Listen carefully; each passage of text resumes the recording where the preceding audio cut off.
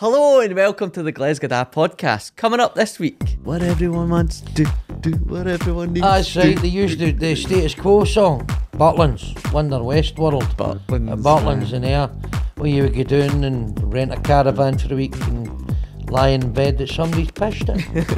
Great place. It was Marty Pello's girlfriend, her name's Eileen Catterson. She was a model, Scottish model. She said she was eating iron brew chews, it turned her teeth orange. And that's what fucked iron brew chews. Marty Pello's girlfriend. Think you made her wet. That's terrible. That's all still to come, but this week we're talking about the top 5 things you could do in the 90s, but you can't do now. Like being a wronging at the BBC and not getting the jail. So, what you used to be able to do, there was a shop, do you remember Woolworths? Woolworths. I remember Woolworths. It was a shop called Woolworths. You can't do this anymore, but you could do it in the 90s. Pick and mix. I mean, that's just a licence to fucking spread disease, innit? I mean, pick and mix, it was all I in there, right? People are coughing at it, sneezing at it, wanking at it, and you're going in with your fucking shovel in a bag. I mean, they still do it at the pictures. They still do it at the... you need to loan it. And you think... And do you know, and it's something like £2 for 100 grams, which is an old 4 ounce. Is it 4 ounce? Yeah. Aye. You think, that feels like 100 grams. It's fucking no. It's more like 300 or 400 grams. And then you take it up and it's fucking like 12 quid, man. You're like, fucking hell. And then you're in watching a film and you've got to eat it all. You know, your gummies and all that. You're going, oh, brilliant. But you know that way, you start eating it and there's too much and you're fucking to the point of dry bokery, and you halfway through the film you're making yourself sick. You know that way when you eat too much, you've probably had a hot dog and then you've had some popcorn and then you've had 10 litres of Coke and now you're eating your pick and mix and you know you've got that bulky sweat coming on you. You're trying to watch the film and you're going, I feel fucking terrible, man. Your blood sugar and everything fucking spiking. You're feeling no well and get the diarrhea and everything. So, enjoy yourself at the picture.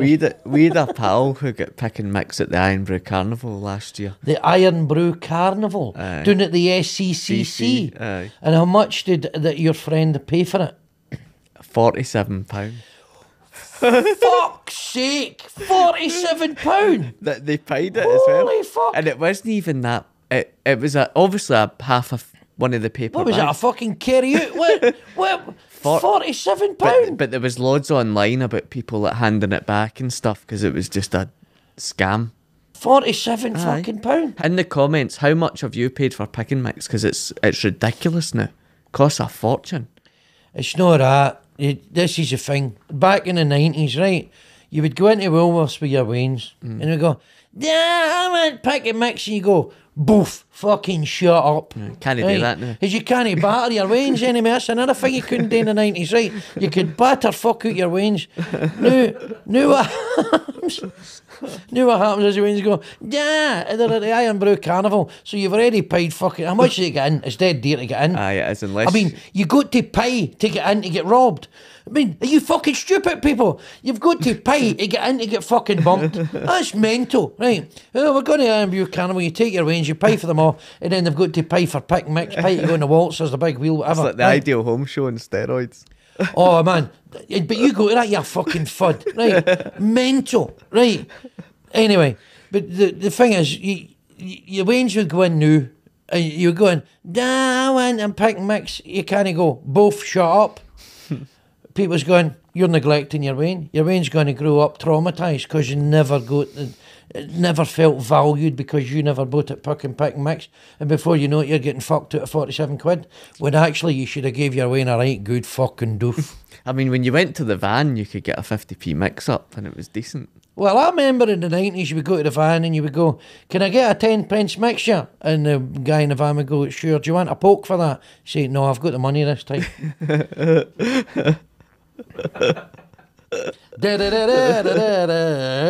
Fingered at the van. That doesn't happen though. I know. They went to work at the BBC. God. All this morning. So I think... So pick and mix at Woolworths. You don't get that anymore. No, you don't. But you can, there are pick and mixes still available. Well, the pick and mixes you normally get are in shopping centres, isn't they? They've got them that they rent. I don't know how that works. They must just rent a wee space. Aye, they get it's like a pasting table. Wonder how much they pay a for concession that. How much in the Parkhead Forge. What do they pay that a week? Well, it's big money in the Parkhead Forge because everybody getting the Parkhead Forge, a lot of them on the munchies. See, your average punter in the east end of Glesga on a wee bit of council, say, I'll go for a wee walk, shuffle into Parkhead Forge, and you go, oh. But when they say they want some sweeties, it normally means something else, doesn't it? I wouldn't have any knowledge of that sort of thing. But some jellies. There was a stall, a concession you call it, and it was chocolates, Belgian chocolates. This guy did, and they looked fucking. My mouth's watering. They looked amazing, right? These chocolates, and they looked dead fancy, dead ornate. But they fucking cost a bomb. Even to get 5 of these chocolates was something like, it was about £4. So yeah, it was a lot of money. I don't think it's there anymore. I don't think nobody's got that kind of wedge. No. And It's like, £4 for 5 chocolates. it's like pick and mix. My favourite wasn't pick and mix. It was Thornton's. They used to have the toffee and they broke it with a hammer there and then. And you get massive bits of toffee. You don't get that now. It's all bagged. Aye, but they break it with a toffee hammer, right? And then it's big shards of glass, and then you're eating it and you're cutting the inside of your mouth. It's like fucking eating razor blades, man. No, but remember cola cubes? You still get them. Aye. Cola cubes would cut the inside of your gob. They sort of up the top as well. Aye, you would put your gums and Or eating sour cola, apples. but they were lovely, man. Cola cubes. Aye. I'm fucking starving. What was your favourite pick and mix sweetie? Oh, gums, wee jelly snakes and all that, and wee dummies and all that. I love gums. I love sports mixture. I love gums, hard gums, and I could fucking eat them till the coos come home, man. But they're full of sugar. They're bad for you. Eat too many of them. You're no doing yourself any favours. Mine's was the wee rings. The wee chewy gummy rings. Aye, I love all that. They were great. I don't like the fried eggs. No. They're shite. The wee bears were nice. Aye, wee gummy bears. Gummy bears are brilliant. And infused with CBD oil. Aye. So that's number 1. So pick and mix. Pick and mix at Woolworths. Number 2, you don't get now that you got in the 90s. What do we think? You used to rent a video. Oh. You used to rent a video at Blockbuster. And, you would go into the video shop and you would go like that. Hello, I'm looking to rent a video. And do you remember when we were at school? They would do all these video nasties. Like The Devil's Rain and all that, and fucking these horror movies and slasher movies like Driller Killer and the Texas Chainsaw Massacre. And we were only 12 or 13 at the time at school. We weren't allowed to even watch these fucking films. But everybody's not, have you seen that? Have you seen Driller Killer and the Texas Chainsaw Massacre and I Spit in Your Grave and all that, where she cuts a guy's willy off and all that? You're going, fucking, and everyone's going, well, no, what's it like? And kids at 13 and 14 are watching these fucking unbelievably violent, mental, psychotic movies. Right? You would get to the video shop. Now, you'd have to get your old man. It's just like standing outside the off licence when you're 14. You're going to the school disco and you're going, here, mate, can you get in and get us a carry out? Can you get us some cider, some lager? And you would have, you don't know the price of any beer, so you'd have a £10 note and you've got that, going to go and get us a carry out, and the guy would bump you. He'd come back out with 3 cans of Kestrel and say, you owe me another £2. Beer's dear these days, and he'd fucking bump you. And then you're away getting steaming on 3 cans of Kestrel. That's the police just coming to arrest you. Well, it's I do statute of limitations. It's illegal. Aye. And it's not illegal actually, because what we have here is we've got an artistic interpretation of a life lived. It could all be bullshit. But I remember I bought my wee sister and her mate a bottle of wine, right? A bottle of Buckfast. And they were 14 at the time, right, or something. And the police caught them with it, right, drinking wine. They fucking grassed me up. The busies come up with the house. I was going to get the fucking jail. Because my wee sister, the police went, where'd you get that? My big brother bought me it. Fucking I was going to get huckled. Wow. The busies came to the door. Fucking grassed me up. Shocking, man. Your wee sister grassed you up. Did you never get global video then? When I Well, I stayed don't in know. Lithgow, it was global video Well, that was the big one in Scotland. That was bigger than Blockbuster. at the time. But you'd rent a video, and I don't know, was there a special section where you go in and say to the guy, ha ha ha ha ha, I'm looking to have a wee chug tonight. Have you got any special videos? And he go, no, but I've got pictures of your wife, mate. And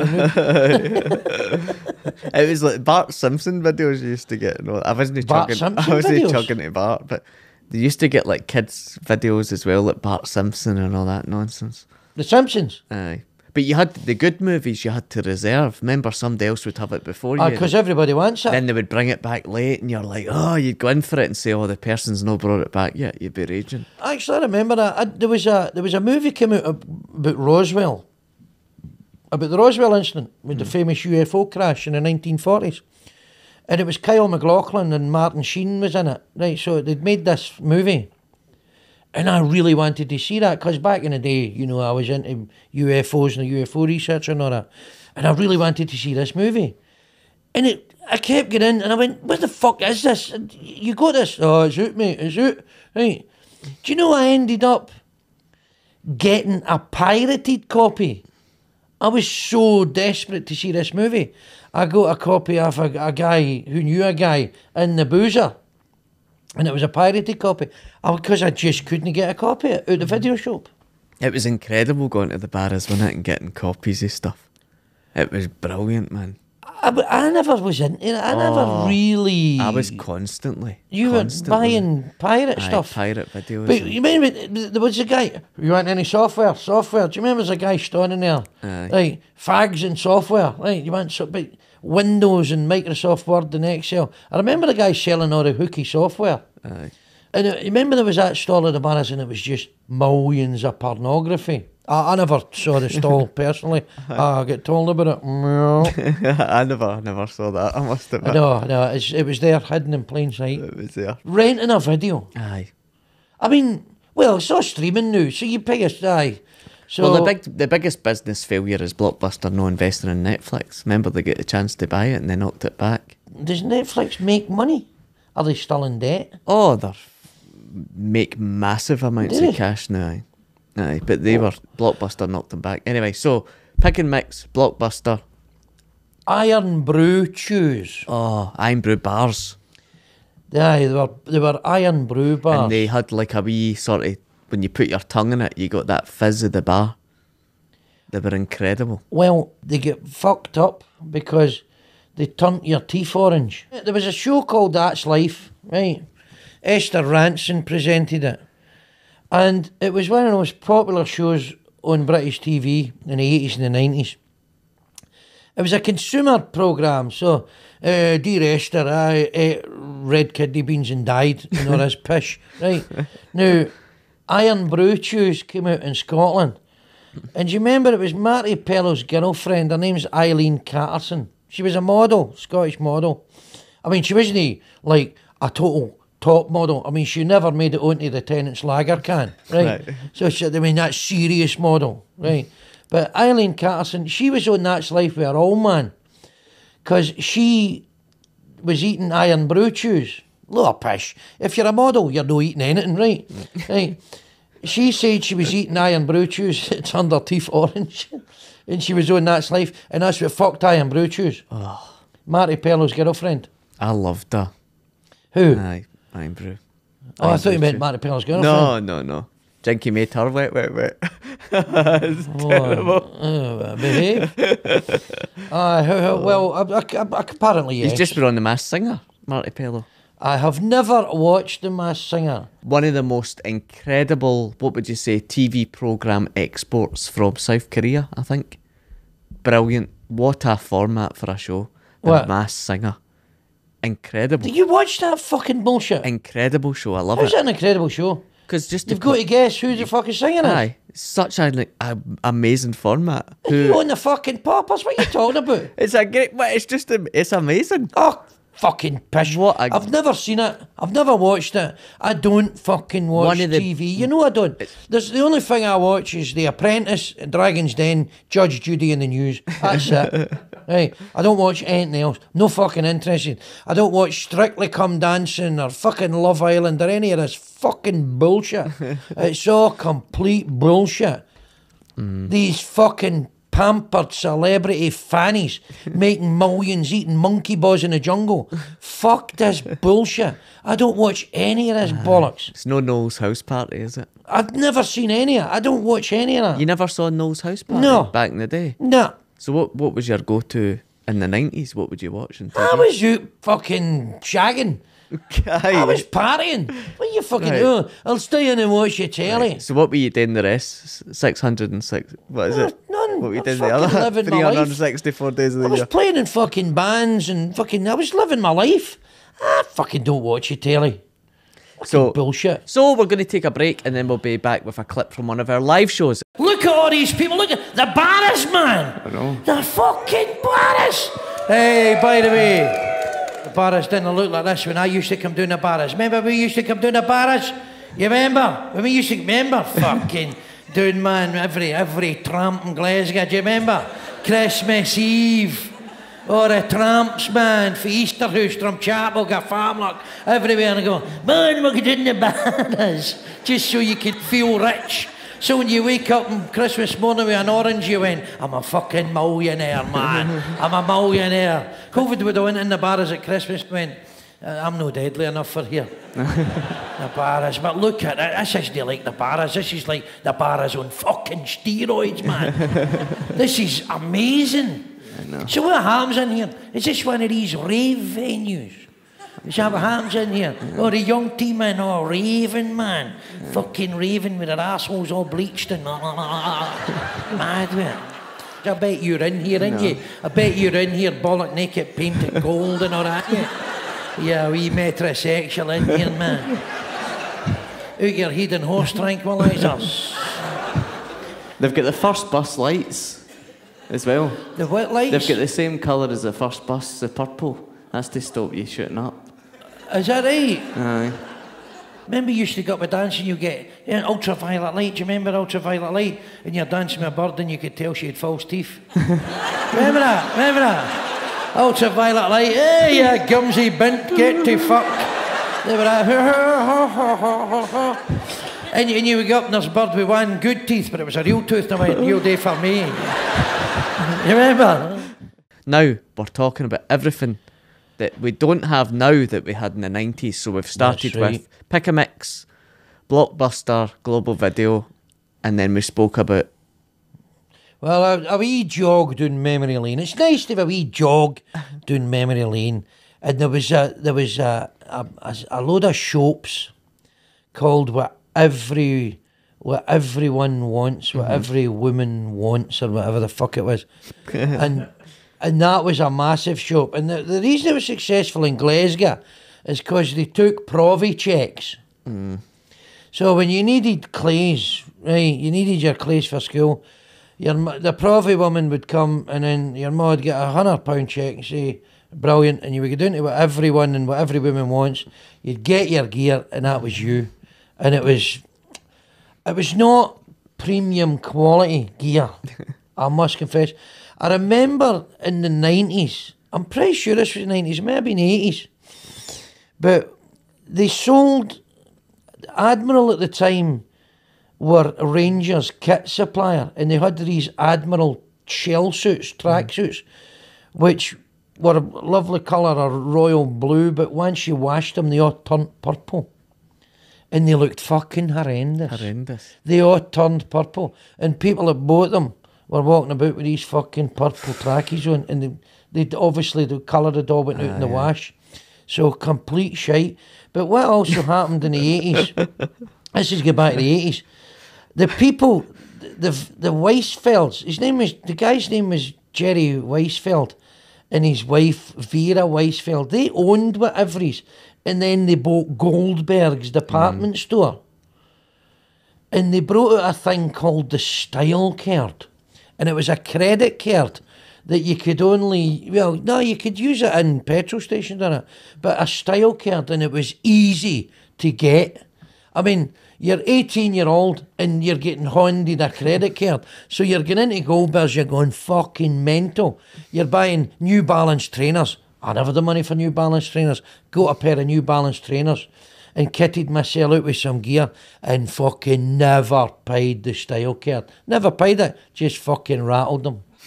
That's why, I think that's why Goldbergs and Weisfields, that's why we went out of business. Crashed with massive debts. They gave everybody in Glesga a style card and no fucker, and I mean no fucker, paid it. That's brilliant. Fucking brilliant. Free stuff at Goldbergs. How'd you get it? Get a style card, mate. Oh, what everyone wants. I had an advert. What everyone wants, do what everyone needs. That's right. They used the Status Quo song. That's brilliant, man. Yeah. So they went bust. Aye. Was that the Watt Brothers building, though? No, Goldbergs. It's knocked down now. See, Goldberg was in is it Candleriggs or Albion Street? Do you know where the Daba Indian restaurant is on the corner? Yeah. So you've got Bell Street, and I think, is it Candleriggs? It was over the other side, which is now where they're building flats and all that. But it was there. It was right there on that bit of Spurgeon. That's where Goldbergs was. There was a pub there called Dirty Dicks or something, was it? Fuck, that was years ago. Years ago, man. 80s. I think they tore it down in the 90s. Was that not a private hospital appointment you had? Dirty Dicks. I'm glad you're amused, you Bob. What every woman wants, STD, man. Oh, God. Brilliant. So, what was it? Tammy Girl? That was... Tammy Girl. Tammy Girl. That was like a big shop. I was never in it. Tammy Girl, what everyone wants. Aye, there you were. Aye. Stood and touching yourself in the windy, right? Fair enough. The sweater shop, do you remember that? That was a fucking middle class thing, wasn't it? The tie rack and the sock shop, the sweater shop. Well, a load of shite. Oh, man. So number 5. Butlins, Wonder Westworld. Butlins. Butlins in there. Where you would go down and rent a caravan for a week and lie in bed that somebody's pissed in. Great place.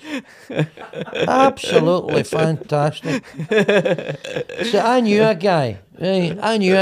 And he was the guy. I can't remember what the big room was doing. It's the big entertainment room. So you go to these holiday camps, and every night there's a turn on. There was a comedy act or a singing act or whatever. And I knew a guy who was the compere, he was the MC full time.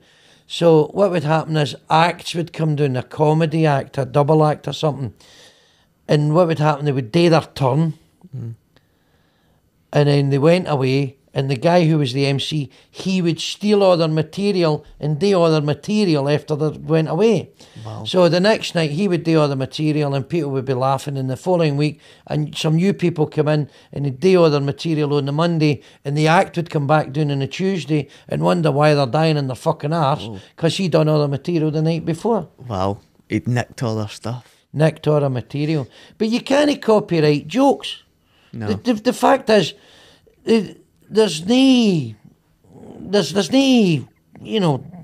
sanction, there's no law against it. I mean, there's nothing to stop him doing that. You can't copyright anybody's jokes. Aye, but you shouldn't really in the industry. No, you shouldn't. You shouldn't do a lot of fucking things. The jails are full of people that shouldn't do stuff. So, that's life. Are we living in a real world, or are we living in fucking cuckoo land? The biggest death I ever saw on stage was at, what's the caravan park up? Saltcoats. Sandylands, it's called. Sandylands. And it was an act he doesn't do the circuit now, Jamie Dalgleish. He was on stage, and he had the biggest death I've ever seen. And somebody shouted out, "Tell us a certain joke." Tell us a certain joke? Aye, like a defensive joke. Basically a racist joke. Tell us right. And he was like, "Nah, I don't have any, mate." And then he got booed off. I take it you were on the bill with him? I had to go after him, aye. Well, easy peasy, man. Oh. You would have looked like a genius after that. That's when you go in after somebody that's died in their arse. Fair enough. It's no bad. But it's an occupational hazard. Everybody's done it. Everybody's been on stage and died in their arse. Yeah. There is one particular comedian who shall remain nameless. I was talking to a mate of mine, and he says, this one comedian, we were all talking about dying, right? You know, comedians have this conversation. I died my arse this night. I died my arse. I felt like writing. And he was saying he was talking to, and this is a very famous comedian, he was talking about, and he says, we were all talking like that, and this very famous comedian says, I've never died. I've never died. He says, we were there. We saw you. I didn't die. And this guy, who's a very famous comedian, he says, it's no my fault the cunts don't get it. Clever. See? Clever. You should never blame your audience, so. I would tend to agree with that, but at the same time... Fucking, it's taken, what, how many episodes to agree with me, son? Well, if we agreed on everything, it wouldn't be very compelling, would it? Here's the agreeable podcast. Hello, what's happened today? It's terrible. I agree, right? Good night, fuck off. Yeah, fucking walloper, right? You're a walloper. We're agreed on that, right? Everybody in the industry's bombed. We've all had a bad day at Bombed. work. I mean, look, you've died in your ass. You're not fighting the Taliban, right? Everybody does it. So you feel like a bit of a walloper. Big deal. Big deal. I mean, I think it gets to a point where you go, fuck you off. Can you care less? Yeah, I mean, if I do a gig and I struggle, I say, I don't care. Doesn't bother me. What do you miss most for the 90s out with? What do I miss most? For the 90s? I think everything was cheap. Well, that's inflation. I know. Everything was cheap. Everything was cheap compared to what you were earning. Wasn't it? I remember when folks' mobiles wouldn't go off. I had a mobile in the 90s. Is that you getting a gig for the caravan park? But I've already done all my material. But I had one of the Motorola flip phones, 1990, Oh, aye. 95, I think. I had one of their phones. And that was when, mobiles first came out in the late 80s, and it was the big brick phones. Aye. All these yuppies had in the city of London. But the service was terrible. I mean, calls would drop right out, and you'd be on the phone to somebody and you just totally black out. Generally, phones are a lot better now. But what's curious, people don't phone each other now. People text and email and stuff. People don't phone each other. Younger people your generation, are too anxious to speak to anybody. They send text, which I find baffling. And the generation below me, it's all voice notes. Constantly. That fucking does my brain in. Why not just phone? Just fucking phone me. And this is the thing, when I get a text or something, so I'll phone the person back and it'll go to voicemail, and then they'll text, what do you want? I say, I fucking speak to you. No, but as if you're some fucking sex offender or something, trying to phone them out, as if you're a predator. Fuck off. I just accept everything. It's funny, because we're not as well connected, even though we've got more means of being connected. You don't think so? Well, I would agree, because what's happening is, right, see, here's what's actually happening in the world, right, with social media. When somebody's abusing somebody, suppose you've got domestic abuse, you know, a husband and a wife, they're married, and the husband is coercive and controlling. So he tries to isolate the wife. He doesn't want her hanging about with this and that and the next one and whatever, blah, blah, blah. Right? That's isolating the wife. What social media has done, social media is doing the exact same thing. It's isolation. People are isolated in their own wee fucking pocket, and it's disguised as engagement, because you're sitting in the house and you're maybe doing a TikTok and you're doing something you're putting out there and you're getting umpteen likes. You're in your mind, you're engaging people when you're being completely abused by social media platforms. You're in your own wee bubble and you're no having a conversation with anybody, but you think you're engaged and you think you're connected. You're fucking not. You're being isolated and you're being abused. And everything you do and say is recorded, a permanent record now. If I was married and I knew somebody and I controlled how and what they said, I would get the jail for coercive and controlling behaviour. The social media companies do it every second, every day.